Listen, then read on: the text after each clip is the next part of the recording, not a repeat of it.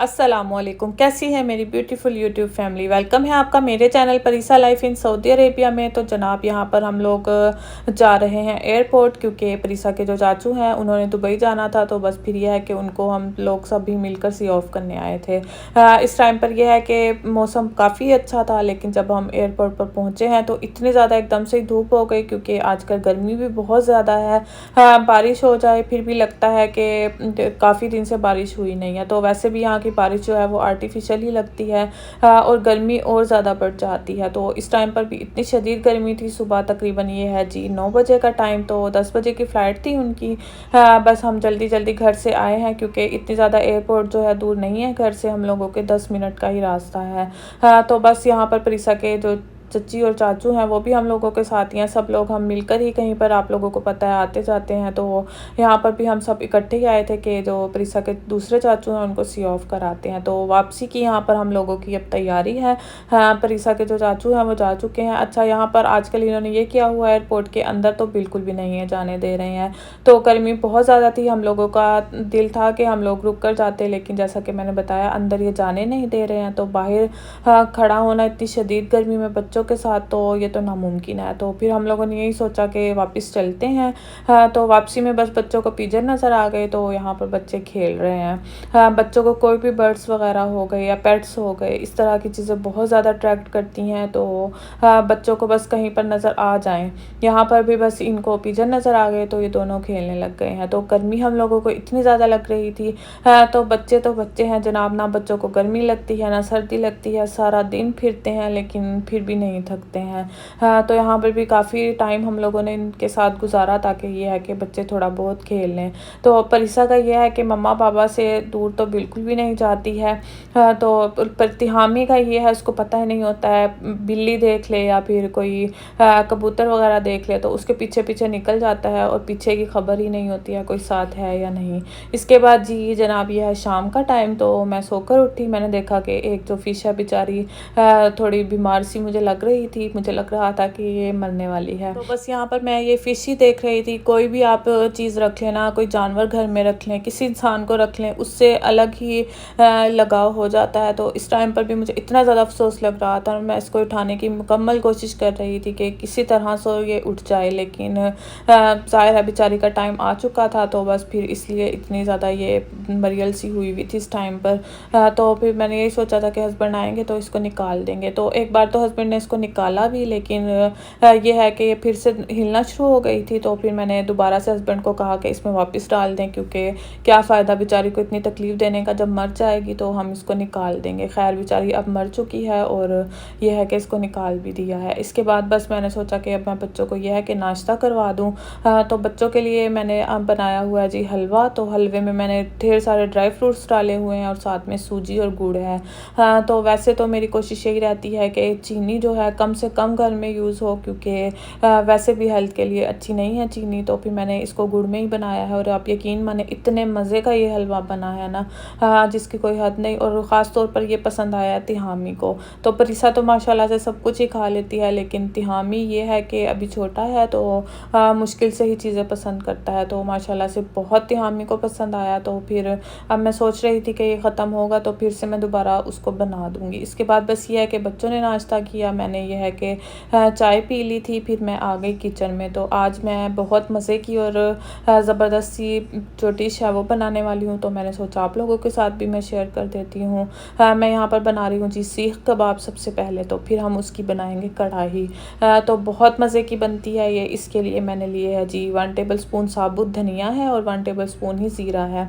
इसको मैंने हल्का सा ड्राई रोस्ट किया था, बहुत ज़्यादा नहीं करना है, तो फिर जो इसका फ्लेवर होगा ना वो ख़राब हो जाएगा। बस इसके बाद मैंने इसको मोटा मोटा क्रश कर लिया है और फिर मैंने, आपने देखा था, 5 से 6 सब्ज़ मिर्चें ली हुई थी और थोड़ा थोड़ा धनिया पुदीना लेकर उसको भी मैंने चॉप कर लिया है और तकरीबन 1 मीडियम साइज़ का प्याज था वो भी चॉप कर लिया है। इसके बाद बस मैं इसमें यह है कि मसाले ऐड कर रही हूँ। मसालों में मैंने धनिया ऐड किया है 1 टेबल स्पून होगा, साथ में हाफ़ टी स्पून मैंने ऐड की है पिसी मिर्च और हाफ़ टी स्पून मैंने इसमें कुटी मिर्च ऐड की है। और इसके बाद बस अब हम इसको अच्छे से पीस लेंगे।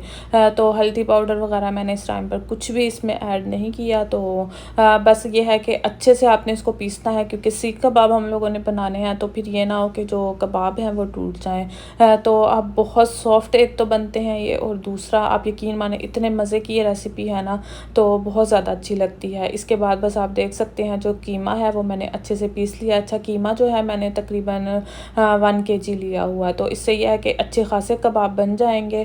तो हाफ़ मैं ये है कि इस टाइम पर बना लूँगी, और हाफ़ फिर कभी बना लूँगी। ये जो कीमा है आपको 2 कलर का इसलिए नज़र आ रहा होगा, कंफ्यूज़ आपने बिल्कुल भी नहीं होना है कि पहले जो मैंने सब्ज़ मिर्ची वगैरह पीसी थी उसमें हाफ़ हो गया है, तो हाफ़ जो है एक्स्ट्रा मैंने अलग से किया है इसको चॉप, ठीक है। इसके बाद बस मैंने इसमें तकरीबन 3 टेबलस्पून बेसन ऐड किया, और 2 टेबलस्पून मैंने इसमें ऐड किया देसी घी का। अच्छा, जो मेरे पास कीमा था ना उसमें फ़ैट बिल्कुल भी नहीं था। तो फिर ज़ाहिर है अगर आपने सॉफ्ट और मुलायम कबाब बनाने हैं ना, तो उसमें देसी घी का होना, या फिर आप बटर भी डाल सकते हैं, लेकिन मैं यही कहूँगी कि देसी घी ऐड करके देखें, उससे बहुत अच्छा इसका फ्लेवर आएगा। तो एक तो सॉफ्ट बनते हैं, क्रीमी, और बहुत खुशबूदार ये कबाब तैयार होते हैं। तो आपने ज़रूर ट्राई करने हैं। आप इसको फ्रीज़ भी करके रख सकते हैं, तो आगे मैं आपको बताती हूँ कि आप किस तरीके से इसको फ्रीज़ करेंगे। जनाब, आप देख सकते हैं मैंने स्क्यूवर का यूज़ किया है। अगर आपके पास ये ना हो तो किसी भी चीज़ का आप यूज़ कर सकते हैं। तो इस तरीके से बस आपने कबाब को शेप देनी है। तो आपने ध्यान रखना है कि जो कबाब हैं बहुत ज़्यादा थिक आपने नहीं बनाने हैं, उससे फिर यह है कि अंदर से कच्चे रह जाएंगे। तो आप देख सकते हैं बस मैंने ऑयल लिया है पैन में, उसके बाद साथ साथ मैं बना रही हूँ, और साथ साथ मैं ये है कि इसमें ऐड करती जा रही हूँ। अच्छा, अगर आपने इसको फ्रीज़ करके रखना है तो बस हल्का सा आपने इसको ये है कि कुक करना है, बिल्कुल हल्का सा, बहुत ज़्यादा आपने इसको कुक नहीं करना है। और उसके बाद ये है कि जब ये अपनी शेप जो है उसको होल्ड कर लें, तो बस आपने इसको निकाल कर और ठंडा करना है। फिर ज़िप लॉक बैग में आप इसको रखेंगे और यह है कि फ्रीज़ कर देंगे। तो जब आपने खाने हो बस एक तो निकालें और फ्राई करें और इंजॉय करें। तो यहाँ पर तो खैर मैं ये है कि फुल कुक कर रही हूँ इस टाइम पर, हाफ़ में बाद में फिर यह है कि फ्राई करके रख लूँगी। तो आप देख सकते हैं बस इसका अच्छा सा गोल्डन सा कलर आ जाए तो बस आप इसकी शेप साइड चेंज करेंगे और बस इसको निकाल देंगे। अच्छा, दूसरी साइड आपको नज़र आ रहा है कि मैंने एक कोयला भी रखा हुआ है जलने के लिए, ताकि अब कबाब बना रहे हैं तो इसमें फ्लेवर तो आना चाहिए ना, ताकि ये लगे कि बारबेक्यू किया हुआ है इनको। तो इस टाइम पर बस आप देख सकते हैं फुल कुक मैंने इनको कर लिया है, और साथ साथ बस मैं बनाती भी जा रही हूँ, फ्राई भी करती जा रही हूँ। अच्छा, ये बहुत यमी बनते हैं, बहुत ज़्यादा। आप यकीन माने कोई आपको नहीं कहेगा कि ये आपने घर में बनाए हैं। अगर आप चाहें तो इसी स्टेज पर आप इसको सर्व भी कर सकते हैं, क्योंकि हमने इनको फुल कुक किया है। तो हमारे घर में भी ऐसा ही होता है, जब भी मैं बनाती हूँ तो हाफ़ तो ऐसे ही खा लिए जाते हैं, और हाफ़ ये है कि फिर मैं ग्रेवी बनाकर उसमें ऐड कर देती हूँ। तो चलते हैं अब ग्रेवी की तैयारी कर लेते हैं। यहाँ पर जी मैंने 2 मीडियम साइज़ के प्याज को अच्छी तरह से चॉप कर लिया है, ठीक है। फाइनली आपने इसको चॉप करना है, पेस्ट नहीं बनाना है, क्योंकि उसका जो फ्लेवर है फिर ये है कि बिल्कुल ही और हो जाता है। तो बस ऑयल में मैंने इसको डाला है, अब मैं इसका कलर चेंज कर लूँगी। अच्छा, चॉप प्याज हो या फिर पेस्ट हो प्याज की तो इतना ज़्यादा तो खैर कलर चेंज नहीं करती, हाँ, लेकिन यह है कि इनका जो कच्चापन है ना वो ख़त्म हो जाता है। तो इस टाइम पर भी बस हम इसको अब कुक कर लेंगे, और इसके बाद ये है कि हम इसमें थोड़े से साबुत गरम मसाले भी ऐड कर देंगे। दालचीनी मैंने ऐड की, साथ में मैंने ऐड कर दिया है साबुत ज़ीरा, तकरीबन होगा 1 टेबल स्पून, ठीक है। इसके बाद ये है कि आपने ध्यान रखना है कि मसाले आपने जो कबाब बनाए हैं उनमें भी ऐड किए हैं, तो इसी हिसाब से आपने मसाले ऐड करने हैं। इसमें हस्बे ज़ायका नमक ऐड किया मैंने, और साथ में सुरख मिर्च पाउडर ऐड कर दिया है, 1 टीस्पून होगा, ठीक है। अब बस हम इसको भून लेंगे। तो ये है कि ये जो कबाब है बहुत अच्छा इनका टेस्ट आता है। तो यहाँ पर बस ये है कि कबाब कढ़ाई तैयार हो जाएगी। एक तो देखने में अच्छी लगती है, और दूसरा ये है अगर आप किसी दावत वगैरह में बनाए ना तो बहुत मज़े की लगती है। इसके बाद बस जो कोयला है वो अच्छे से जल चुका था, तो फिर मैंने सोचा चलते हैं इसको जो धुआं है कोयले का वो दे देते हैं। तो इसके दरमियान में बस मैं फॉइल पेपर रखूँगी, उसके ऊपर रखूँगी कोयला, और साथ ही बस थोड़ा सा मैं उस पर ऑयल डालकर इसको कवर करके छोड़ दूँगी, ताकि जो धुएँ का फ्लेवर है वो अच्छे से कबाब में आ जाए। तो साथ साथ बस ये है कि मसाला भी तैयार हो रहा है, और इतना ये होगा कि जो हमने कबाब बनाए हैं तो उनमें भी फ्लेवर आ जाएगा अच्छे से बारबेक्यू का। तो ये है कि अगर आप इसको कबाब के मसाले को बारबेक्यू करना चाहें तो वो भी कर सकते हैं। वो तो मैं कहती हूँ सबसे बेस्ट है और मुझे खुद बहुत ज़्यादा पसंद है बारबेक्यू। कुछ भी हो, चिकन टिक्का हो गया, मलाई बोटी हो गई, कुछ भी। तो जनाब यहाँ पर तो ये है कि कोई खुला छत वगैरह नहीं है, तो फिर ज़ाहिर है वहाँ यहाँ पर यह है कि इस तरह से बारबेक्यू नहीं किया जा सकता है। तो यहाँ पर बस मैंने जो कोयले का धुआं है वो कबाब में दे दिया है। तो इसके बाद आप देख सकते हैं मसाले और जो प्याज थे वो अच्छे से भून चुके हैं। तो अब हम इसमें दही ऐड कर देंगे। दही लिया है मैंने, ठीक है, तकरीबन हाफ़ कप होगा, और साथ में एक टमाटर था, उसको भी मैंने चॉप कर लिया है। और अब इसमें हम मसाले में ऐड कर देंगे और अच्छे से इसको भून लेंगे। अब आपने इसका जो ऑयल है वो अलग होने तक इसको कुक कर लेना है। इसके बाद बस आप देख सकते हैं जो कबाब हैं उनको भी धुआं आ चुका है। तो अब मैं इसको कट कर रही हूँ। अच्छा, ये आपकी चॉइस, आप कट करना चाहें तो कट भी कर सकते हैं, नहीं तो आप इसी तरह से साबुत भी रख सकते हैं। लेकिन मैं तो ये है कि कट करके इसको ऐड करूँगी, क्योंकि मेरे पास जो कढ़ाई है वो इतनी ज़्यादा बड़ी नहीं है, तो फिर मुझे कट करना लाजमी था, इसलिए मैंने कट कर दिए हैं। और एक बात और मैं आपसे कहूँगी कि बर्तन चेंज कर दो ना खाने का, तो यकीन माने आप, पता नहीं उसी से ही टेस्ट जो है चेंज हो जाता है। तो मैं अक्सर इसी तरह करती हूँ कि कुछ भी बनाऊँ, कभी तवे पे बना लेती हूँ, कभी मैं मेटल की कढ़ाई में बना लेती हूँ, तो कभी नॉन स्टिक में।